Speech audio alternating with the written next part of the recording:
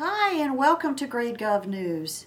Today we're going to talk about what happened in the United States Senate right before they went out for their traditional August recess, and the nomination choice of Congressman Paul Ryan to be the VP candidate for Governor Romney.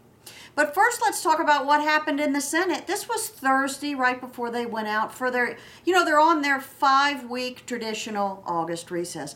What happened? Why didn't it get any kind of news or any kind of play? And what was it really all about? It kind of goes like this.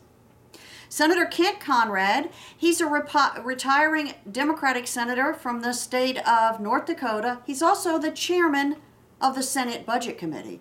Paul Ryan, the vice presidential nominee for Governor Romney, he is the chairman for the House Republicans in the House of Representatives. He's the chairman of the Budget Committee on the House side.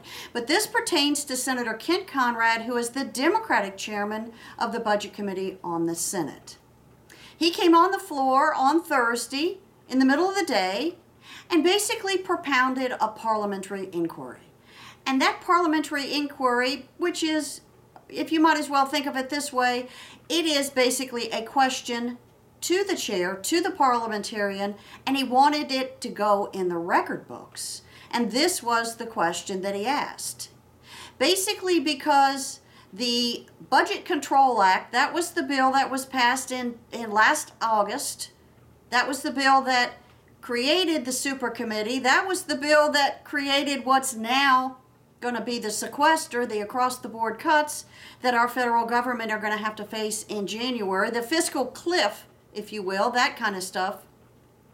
He asked that if the Budget Control Act actually used the Deficit Control Act as its model, which it did, well then all of the Deficit Control Act items from 1985, do they apply? And let me tell you why he asked the question. The crafter, the owner, the initiator, the creator, if you will, of the Deficit Control Act from 1985 was none other than Senator Phil Gramm. He's a retired Republican senator from Texas. Senator Gramm created the sequestration process. He created the across-the-board cut programs that we now know as sequestration. He wrote an op-ed piece in the Wall Street Journal 8 months ago. And in that Wall Street Journal op-ed piece, he said, if they used my programs, my idea, if they used the sequester that was contained in the Deficit Control Act that I wrote and became law in 1985, then all of what is in the Deficit Control Act as far as the mechanisms for the sequester should be in place. And this is where Senator Conrad got worried. What's in place from the 1985 Deficit Control Act is a mechanism that goes like this.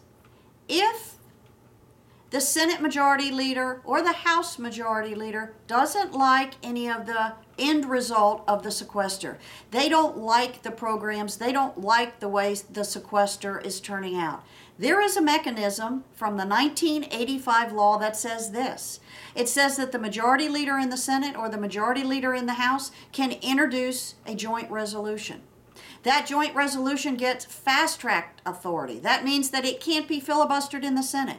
It's got a certain amount of debate time. It's 10 hours. The amendments have to be germane. You can't filibuster it. And it only requires a majority of the United States senators to vote to pass it. This is what Senator Gramm was trying to say is in effect now, because in the Budget Control Act that they passed last August that created the super committee that is now creating the sequester, it imitated, it referenced, and it used the 1985 law. Therefore, the other mechanisms in the 1980 law should be in effect. And the Democrats came on the floor to ask the question, is it true?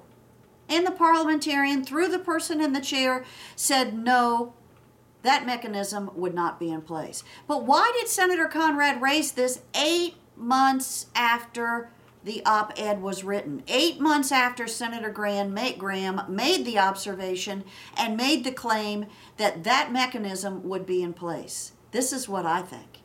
This is what I think. I think that Senator Conrad and the Senate Democrats are honestly really starting to worry about the November election. They're starting to be afraid of the results of the November election. I think they're feeling the groundswell of the American people, and they fear that they will lose the Senate, and they wanted to make sure if they did in fact lose the Senate, that this mechanism that Senator Graham mentioned wouldn't be in place so that the Senate Republicans, who might be in the majority come next January, could use it to repeal Obamacare. Wow, to me that was telling. It didn't get hardly any notice. I don't remember seeing it anywhere in any newspaper, but it sure did get a notice from me. Now, I also want to chat for just a second about the choice of Paul Ryan to be the vice presidential candidate for Governor Romney. I think it's a wonderful choice. And let me just say it this way very simply. Remember back in 2010, when Harry Reid and Nancy Pelosi ran the show, they ran the House and they ran the Senate, they didn't pass a single budget. In 2010, not only did they not pass a budget, they didn't even pass an appropriations bill, not a single one. The first time in the history of Congress that Congress did not adopt a budget, nor did they pass a single appropriations bill. That's the same year that we had the downgrade for the first time. That's the same time that we had the downgrade of our credit rating. That our credit rating got downgraded, actually it was the next year. And Congressman Ryan, who is the chairman of the Budget Committee on the House side, has been writing budgets, conscientious budgets, getting budgets passed in the House of Representatives ever since he has been chairman, from 2011 and 2012. He is taking on the tough issues. And then if you honestly look at the Democrats in the Senate, the Democrats that now run the Senate, they haven't done a budget for 3 years.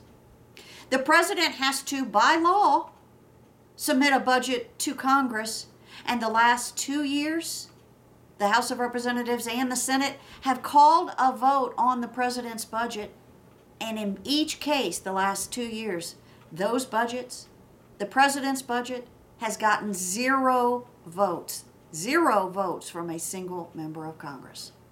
So who do you think is being the responsible one trying to figure out this fiscal mess that we're in, trying to figure out how to take care of Medicare, Medicaid, Social Security that is obviously going to be insolvent, obviously going to go broke within 10 or 12 years? It is Congressman Ryan.